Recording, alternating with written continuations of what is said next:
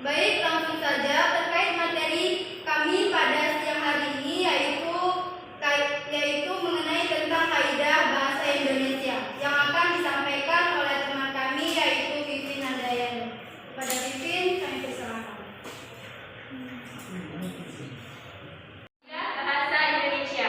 Ada beberapa hal yang perlu kita cermati. Pertama, tampaknya pengertian bahasa yang baik dan benar itu belum dipahami oleh sebagian orang. Kedua, ada anggapan bahwa di mana dan kapan saja berada kita harus berbicara dengan bahasa Indonesia yang baik dan benar. Dalam acara resmi seperti tayangan berita, kata resmi diperlukan bahasa Indonesia yang tertib.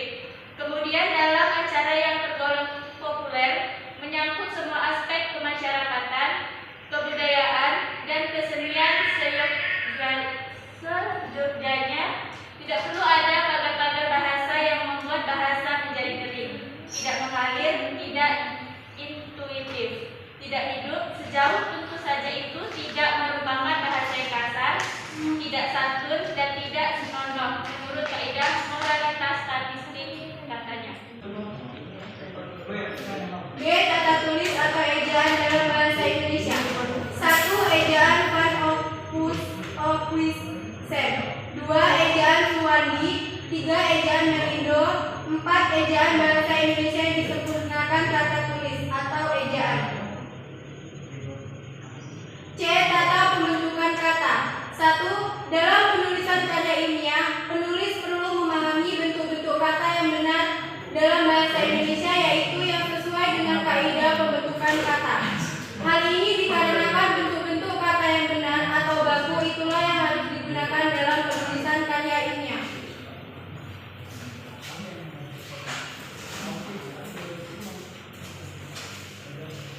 D. Tata pilihan kata.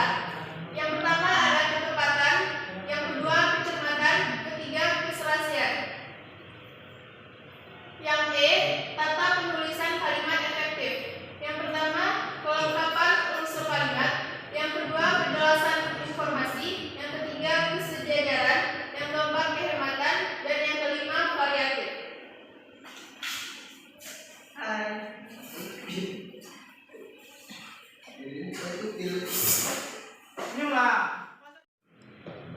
F. Kaidah bahasa yang salah. 1. Kesalahan penggunaan huruf kapital. 2. Kesalahan penulisan huruf miring. 3. Kesalahan ejaan pada penulisan singkatan dan akronim. 4. Kesalahan penulisan kata depan. 5. Kesalahan penulisan gabungan kata. 6. Kesalahan penulisan angka dan bilangan. 7. Kesalahan tanda titik. 8. Kesalahan tanda koma. 9. Kesalahan tanda titik 2. 10. Kesalahan tanda titik koma. 11. Kesalahan pemilihan kata. 12. Kesalahan struktur kalimat.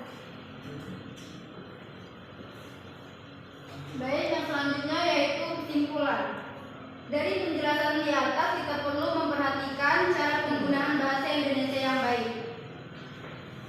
Karena seperti yang diketahui dalam kehidupan sehari-hari, banyak masyarakat yang tidak menggunakan bahasa Indonesia secara tidak baik ataupun benar.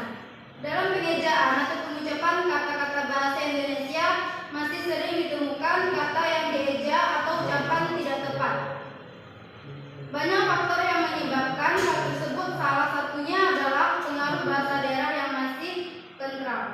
Dengan demikian, pemahaman dan penguasaan ejaan dan tanda baca baku dalam bahasa Indonesia merupakan hal yang wajib dan mutlak bagi seluruh masyarakat yang menggunakan bahasa tulis sebagai media komunikasi. Baik, itulah tadi presentasi dari kami. Jika ada dari teman-teman yang ingin bertanya, kami persilakan.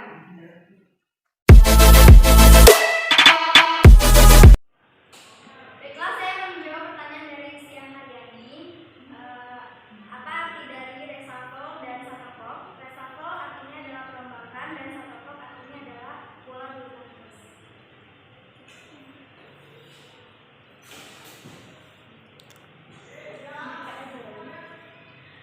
Baiklah, saya akan menjawab pertanyaan dari Nela Tuhalani. Bagaimana